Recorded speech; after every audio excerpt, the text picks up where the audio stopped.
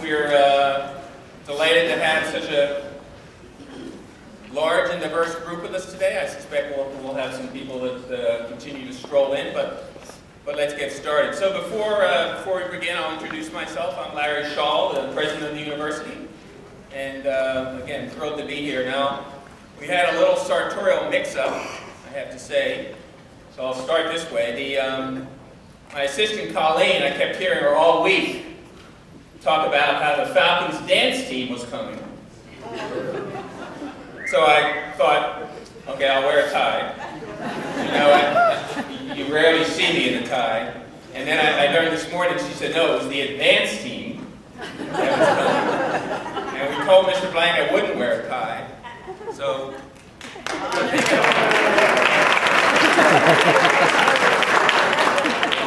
any chance I get to take my tie off? You look better without the tie. I look better without the tie, good. So welcome to the Rickard Lecture Series presentation of a conversation with Arthur Blank, hosted by our own A-Lab, our Atlanta Laboratory for Learning. As you know, this event was originally scheduled about 2 months ago in that wicked 12-centimeter snowstorm that shut the city down for a week, but what a beautiful day we had to rekindle the event. And again, a great audience. We have with us today, I think somewhere between 70, 80 high school seniors, some of whom have deposited with Oglethorpe, some of whom will deposit in the middle of this event. So welcome to you. I understand about half of you spent the night with us last night, and we really appreciate your getting up in time to come to our 1 o'clock event. And along with these incoming students, we've got a great turnout of our student body. So thank you, and please also let me thank our faculty and staff and trustees and so many other members of the Oglethorpe community for joining us today. I do want to have a special recognition for members of the City of Brookhaven government, I think our mayor's in the audience, and city councilman and city manager, so I appreciate you being with us today as well.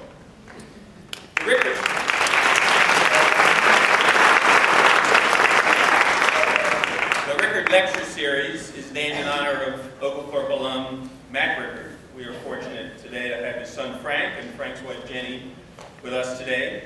Please acknowledge them. Thank you.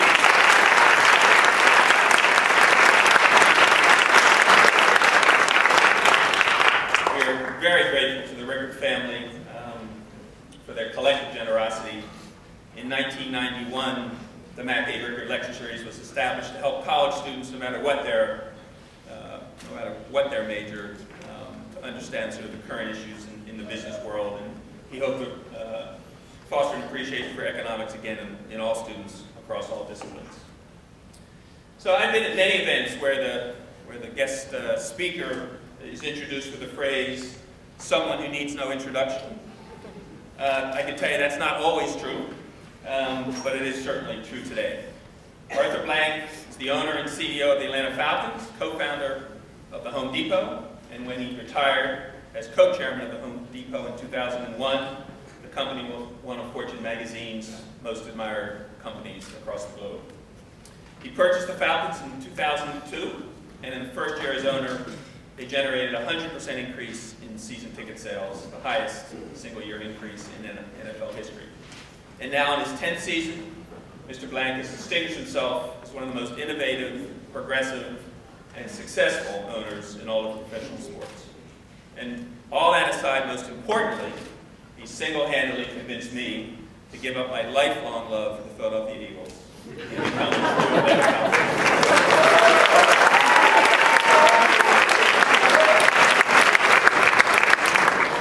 He's only saying that since they got rid of Michael Vick.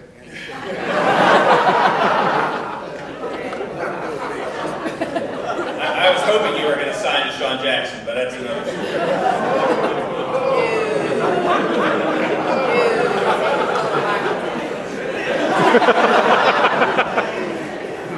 He has a large portfolio of business enterprises, and while diverse in nature, all of his businesses are run on a common set of core values, focusing on developing customer relationships, treating associates with respect, and supporting communities. And in that last regard, and supporting communities, he's got an extraordinary track record.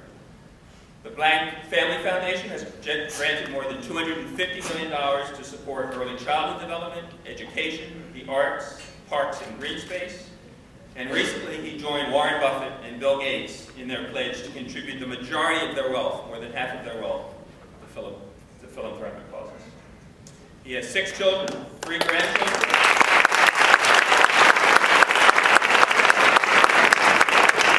And of course, lives right here in Atlanta, so please join me in welcoming Arthur Lang.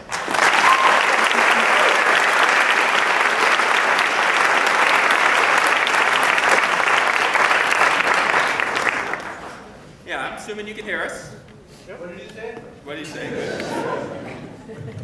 There you go. Tell them toward you.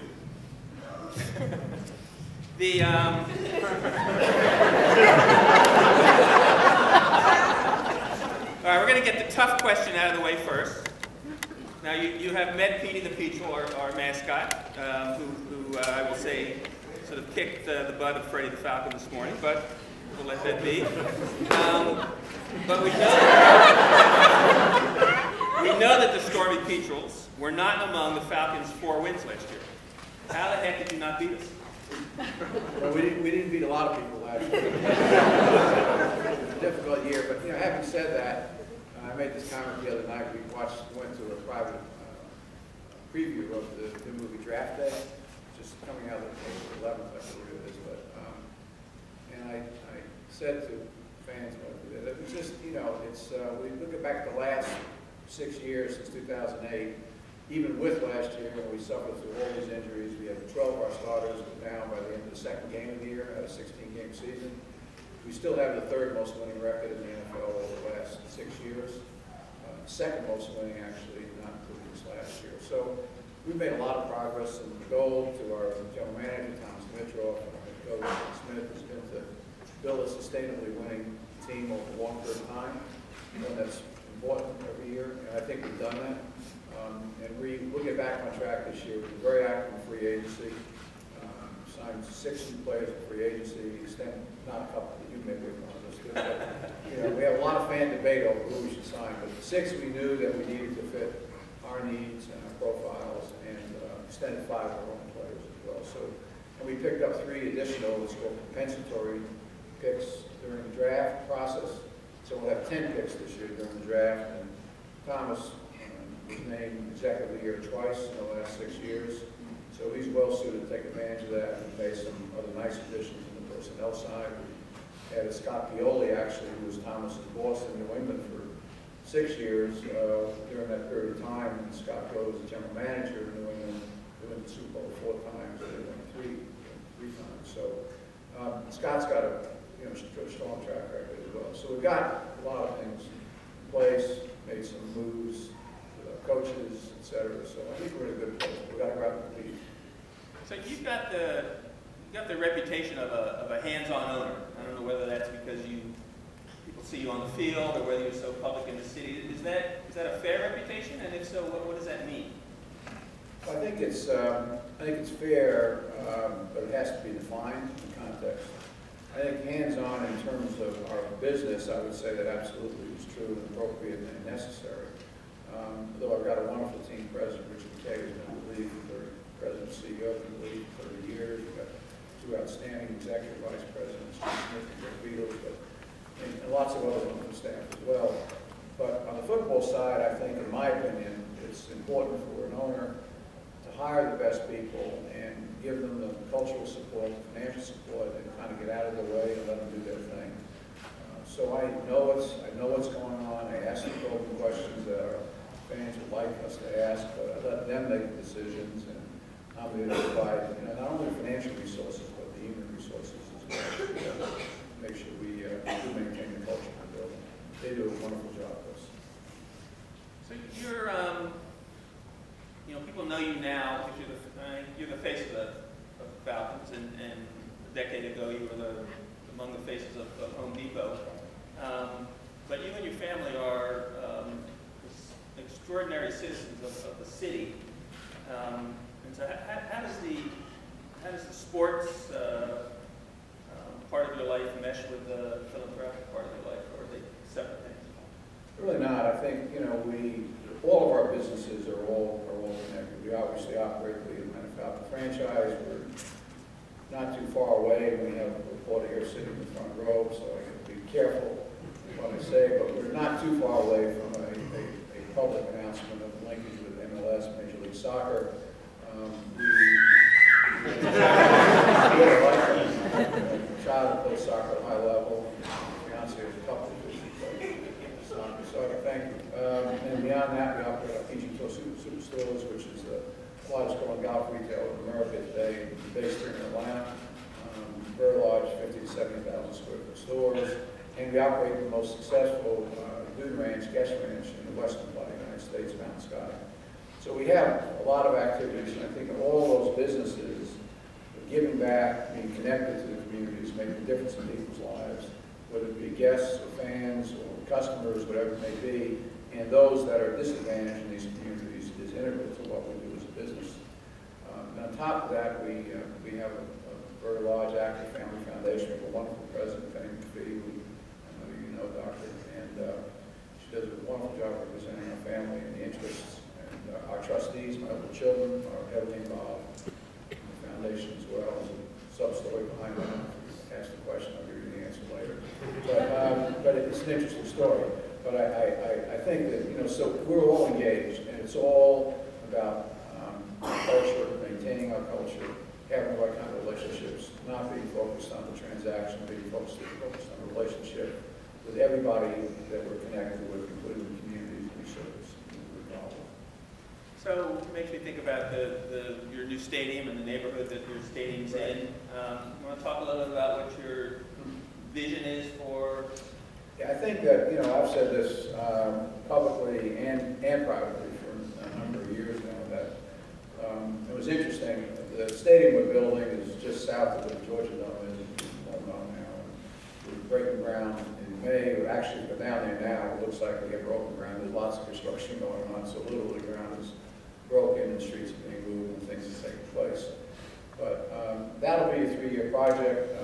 The announced budget was $1 billion. We're up to $1.2 billion because the owner has an inability to say no to good ideas. So I just continue to add really good ideas to the building. And it's interesting, the NFL came down to kind of give their blessings in terms of the security aspect of where the building was placed, and a number of their folks came in. And in their conclusion, they told us, to our team president, that this is not going to be the finest sports venue in the NFL. It's going to be the finest sports entertainment venue in the world. Wow. That was their conclusion. So, it's great to hear that. So we're excited about that. That's a 3-year project. We spent a lot of money. We employ a lot of people locally. We train a lot of people. We're doing a lot of things that everybody in this room would be proud of us for doing, and our families would be proud of us for doing. Beyond that, I've said to our staff and to the people in the community, politically and otherwise, that our long-term goal is to make a difference on the west side of Atlanta, primarily the English Avenue and Vine City areas down to the Castleberry Hills and over further to the west. And that's a long-term goal. I said building a world-class sports entertainment facility is a project. You start it, you finish it, you design it, you build it, it's done, and so forth, and you maintain it, et cetera. But to change, that area is going to take a tremendous amount of time and work and effort, because it's very complex. And how it got from a very vibrant and important part of our city to the current state that it's in today, which is generally not very good. There's lots of stories, lots of responsibilities, lots of lost opportunities, lots of promises that are unfulfilled. So we realize that we have a major responsibility in that area, and we want to be part of the solution. We realize we can't be the solution, but we can be part of the solution. And we can call for action, hold people accountable, develop plans, bring in partners, and we're doing all of that.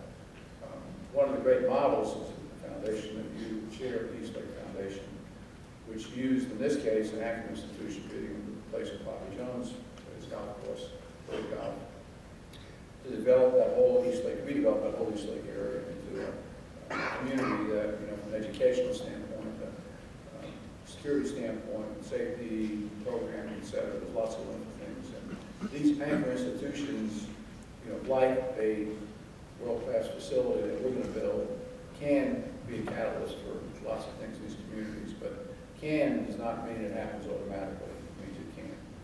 And to Tom Cousins' credit, to your credit, a lot of them, Shirley Franklin, lots of other people, what's happened in these local.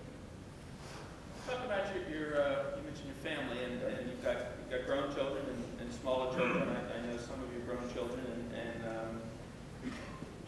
they're extraordinary philanthropic. So how does that, usually sometimes you read about kids who grow up in privilege decide to go off and do crazy things, but your kids have not. Well, I think it started really, well, I mean, I think historically, religiously, personally, with my family, my mother, we came from a very middle-class background. My mother has always had the philosophy of making a difference in people's lives, giving back, trying to do the right things, even when we had no money. So she did it with time and effort and her will. And I think as we achieved success, financial success, we found ways to do that as well. It was interesting, in 1992, I believe it was 92, I had dinner in New York with Rob Bolton, Sam Bolton's oldest son. And Sam recently passed away, and he said to me at dinner, we're a family, and they were the wealthiest families before Bill Gates. They were the wealthiest family in the world, in the United States for sure, if not the world, one of the wealthiest in the world. And he said, but we're not used to philanthropy. We're not used to, we don't know how to do this. It's a science to it, so I have to. And he felt badly that the family wasn't prepared to handle that part of the responsibility. And I reflected on that, and I came back to Atlanta, and with the help of a couple of people we started our family foundation in 1995. Because I didn't want to be in a situation, obviously being the oldest person in my family, where I was laying on my deathbed, as the French say, preparing for my final transition, and looking around saying, well, the kids aren't properly prepared to handle this estate going forward. The Warren Buffett, Bill Gates pledges at least 50% of your estate will be given away philanthropically. I've publicly said, over 95% of my estate will be eventually given to our foundation. So I'm well committed to doing that, but I want our kids, older and younger, and actually we've started the younger ones, not in terms of so much philanthropy, but in terms of community involvement. We have a community day on Friday, this coming Friday, down in the English Avenue area, building the first public park ever built down there, and taking my two younger children out of school that day, and they'll be down there with the dad working, along with 300 of our associates, etc. So the whole notion of giving back, making a difference in people's lives, we've kind of injected that into our family at an early age. And the adult children that are all outstanding, great interest in environment and arts and education. And they push their father the way they should. Talk about education for a second. So there are a lot of great colleges and universities in the city. You're on the board of Emory, I think. Was on the board. Okay, good and glad you're not anymore. Jim Wagner, a good friend of mine. Yeah, he's a wonderful guy. What role do colleges and universities play or ought to play in this sort of idea of creating citizens? Well, that's a very good question. I think, really good question. I think there are two roles. I think one, as students, probably multiple roles. One, I think, and we do that here at Oglethorpe, and we offer a variety of opportunities for the children, my age-old children, but for the younger folks, younger adults, to prepare themselves in terms of a lot of nonprofit activities that are available in the world today, and prepare them to work in those areas. I think, two, an anchor institution like Oglethorpe is, can make a difference in creating some stability in these communities, and students and faculty can be active, I think, in these community issues. I've seen, and I won't name certain universities in our town, Atlanta, that certain presidents historically have not been active in the communities. And there are other presidents of universities that have led faculty and student bodies to be heavily involved in these community issues. Maria Support is sitting in the front row here for the Atlanta Business Chronicle, with many years for the AJC. Maria can probably remember and recite one of those presidents that are engaged, involved, and caring, and it takes time and effort. And they would be at a variety of community meetings and hosted by a number of people to resolve those issues. And so I see university preparing their students for life after and nonprofit opportunities and responsibility opportunities. And I see the university as an institution ongoing to continue to weigh into issues, not always the easy ones, but the hard ones as well. I know we need that. So you've got a lot of young people in the audience, some in high school, most in college. You're on the backside of your child, right? Yes. You had some thoughts and advice for our students about how to move forward into the world? Well, it's often, I'm often asked by folks I've worked with for many years, young folks I've worked with for many years, about how they pick a career, how they pick a company, and I my answer has been consistently the same, and that is I think you have to identify first the area of passion in your life, and really what's important to you when you get up in the morning, what gets you excited, what can get you excited and keep you excited, whatever it may be. Maybe it's nonprofit world, maybe for-profit, the for-profit world, whether it's on the business side or educational side or philosophies, whatever it may be. Find an industry or a type of activity that you're excited about every day, that you think really this is what I care about. That's number one. And then I think number two, and they actually have separate decisions, find an organization, institution, a company, whatever it may be, that represents the kind of culture and values that are important in your own lives. Because you can have an industry that you're in love with, but working for a crappy company that doesn't live your values, doesn't represent the kinds of things you're proud of. So when you go home at night, when you tell your friends, your neighbors, your wife, your spouse, your girlfriend, your boyfriend, whatever the case may be, talk to your dog, whatever it may be, that you're really proud of the company that you're working with. And I used to say at Home Depot, to our store managers, when I had the company, we had 12, 13 stores, and the second largest retailer in the world at that time, that we have responsibility as leaders to create a company that is worthy of their lives. Now I don't mean that, in a disrespectful way to religion or family, whatever, but you spend 8, 10, 12 hours a day, lots of time, connected to whatever institution you're connected to. And you want to have that feeling that, I'm really proud of not just the industry that I'm involved in, but the work that this particular organization is doing, and how I'm contributing. Let me ask you one last question. We've got some students who are going to start some questions. I've thought about, been in Atlanta almost a decade, and there's this extraordinary set of leaders of your generation, Mr. Cousins, Mr. Turner, and you, and we sort of can't imagine the city without. We've done so engaged in the life of the city and made such a difference. And when I've begun to think about where's that next, who is in the next generation of leaders? Where do they come from? What do they look like? How do they get there? Do you see emerging Yeah, leaders? I think, yeah, I do. And I think that, probably every generation asks the same questions in every city. Across the country, I think everybody has the same questions, and I think they do emerge because there's a void. Those voids will be filled and be filled. And I think today's young folks, frankly, are even more sensitized to the issues of quality of life versus just quantity of life for a variety of reasons. So I think the population, if you will, to pick student leaders from and growth leaders from the future is going to be greater than it had in the past. So I'm certain, I can't tell you the names. I mean, I see some young folks in some different businesses and different institutions. Maria probably can give you a list that she comes in contact with. The people who have that kind of potential, and they will step up because they believe in the right things. So it's all, I think it's all about having the cultural background, having the right kind of beliefs, the right kind of balance in your life, caring about the right kinds of things. And I think that people with either capital needs, financial needs, combinations of them, will continue to try to does involve partnerships. It does involve getting all stakeholders involved. It's rare that one person can resolve any of these complex issues themselves, as you well know. So it takes the ability, I think, to coordinate and to collaborate and to partner with a lot of people. Do we can't see out in the audience, are there mics somewhere? Right here.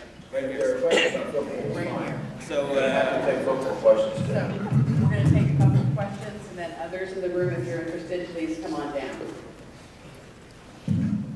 Hi, my name is Katie Galley. I'm a business administration major and I'm from Hackettstown, New Jersey. My question is there an end result that you hope to achieve through your philanthropy? For example, when having your Atlanta Falcons contribute to the community through charitable work, how do you hope the people they meet are influenced? And is there a final means of enlightenment that you hope your players achieve? I hope I got it. that's a much better question than I asked. Yeah, well, that's usually find students who ask better questions than adults. That'll be the president, but No offense. no offense, including my children, so they do it all the time with me. I think if I understand your question, it's, you know, how do we, as a franchise, how do we get involved in the community and our players and what have you? Is that? Yes, sir. Yes, ma'am? So I think player connection in the communities in which there are franchises, 32 of the NFL, is a really big deal. We don't boast about this, we don't put it out on Twitter or blog or on Facebook or any of those kinds of stuff. We wouldn't even tell them to read this, but I mean, we lead the NFL in player appearances. We have over 3,000 player appearances every year. Players are required by contract to make a certain number of appearances.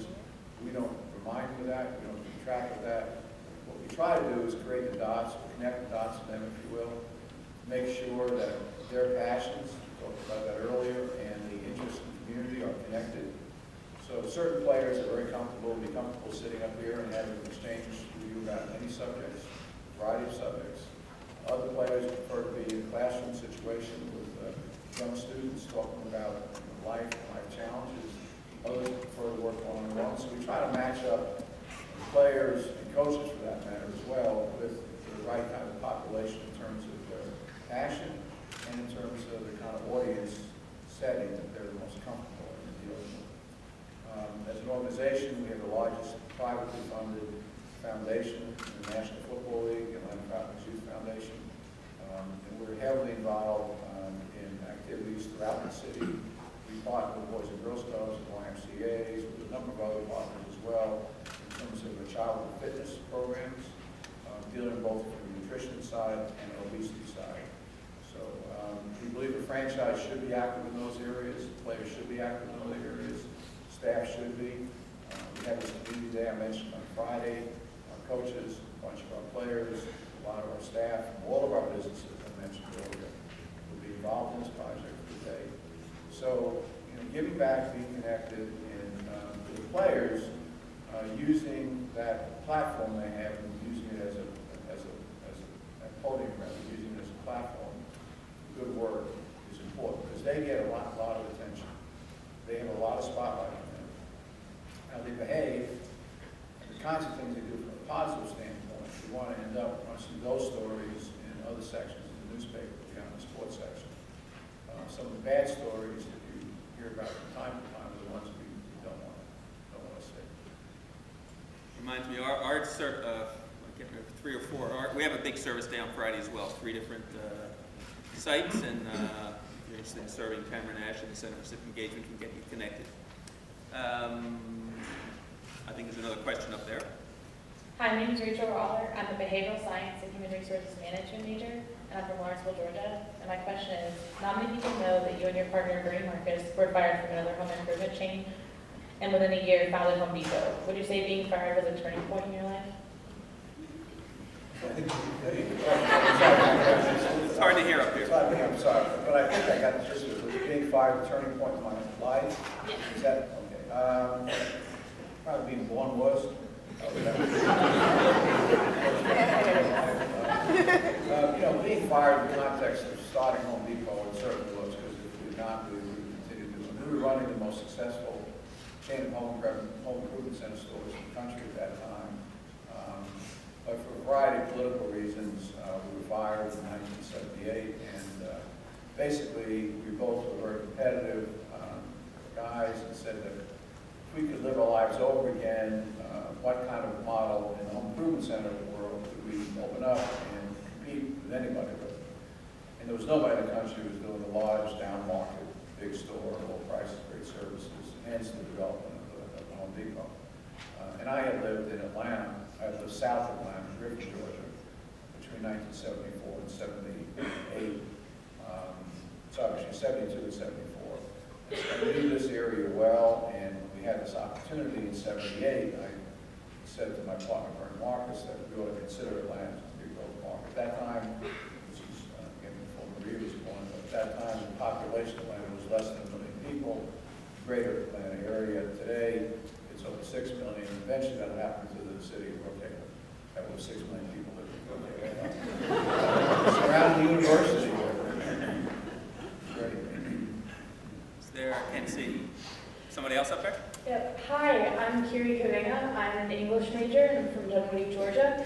You've done a lot with your life, and especially in like philanthropic areas. What are you most proud of? What's your favorite accomplishment when it comes to philanthropy? In terms of philanthropy, well, I think we've, our grants have, been over $300 million since 1995. I think I could pick out, X number of individual grants we made that have been very, very important. For me personally, probably, if you ask me personally, I've been very much connected to the organization called Apple for over 30 years. We've been active supportive. I've done a number of courses. My oldest daughter, Dr. President knows, has been instructor with Apple Bound. We've done a number of courses as well. So we've invested a lot of money in them over a lot of years in terms of helping young people create self-awareness, self-confidence, team building, connecting with others, etc. Because I believe that a young person, if they don't have that self-confidence, the ability to work with others, and their personal belief they can be more than what they thought they can do, that ends up diminishing their opportunities and effectiveness throughout their lives, whether it be personally, in their families, or professionally, or academically, whatever the case may be. So that would be my favorite, but there are many favorites. I think the most important thing I've done is prepare my family, because my estate has continued to grow substantially, which is wonderful news for Atlanta and beyond Atlanta, because that's where it'll eventually go. But I'm thrilled that my children, older children, younger children, and their spouses are heavily involved in our foundation today and provide leadership and involvement. So when the final transition does come, they're well prepared to take on their responsibilities. Let me ask you just one last question, and then we'll close it out here. So, because we talked before about how involved you were with the with your team, and is there a player that you either had that's been cut or retired, or that sort of left the team that sort of sticks in your head as sort of one of your favorites, or somebody that meant something so much to you? That meant so much to me in terms of a personal relationship? Yeah. Well, I think the one that everybody here would understand and relate to was the saga with Michael Vick. Was very difficult. Because Michael came from a very difficult background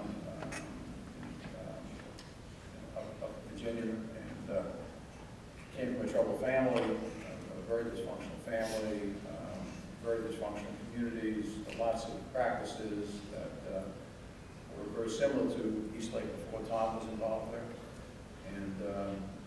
And so, to see his transition and his struggles, and obviously he was drafted in 2001 before I purchased the team, and see the success that he had in Atlanta, and his, how popular he became not only in Atlanta but throughout the NFL, and of course his tragedy in 2007 affected our franchise in a number of ways, and obviously affected Mike. He spent almost 2 years in jail, and spent time with him when he was under house arrest when he left jail. But to see the transition that he's gone through, I think, and I here and setting the right kind of example for folks to understand that bad decisions, whatever you're doing in your life, can have a really impact on you and your family and loved ones. And so I like to see, it's come back from the worst places to a really good place, and I wish him a lot of success. There's a tremendous amount of players. Guys like Warwick Dunn, who's one of my limited partners actually, was a great player in the NFL for 12 years, played for us for 5 to 12 years, Pro Bowl player a number of years, started a very active foundation providing homes for the homeless, families that single mom or single dad families, and helping provide them an opportunity to really own the place and get ahead and what have you. So you have players that do a variety of things that are just outstanding. Some get more notoriety than others. Michael's wasn't so good, but the transition I think has been popular and well respected. And Warwick, since he's been promises since he came out of Florida State. Please join me in thanking Mr. Blank.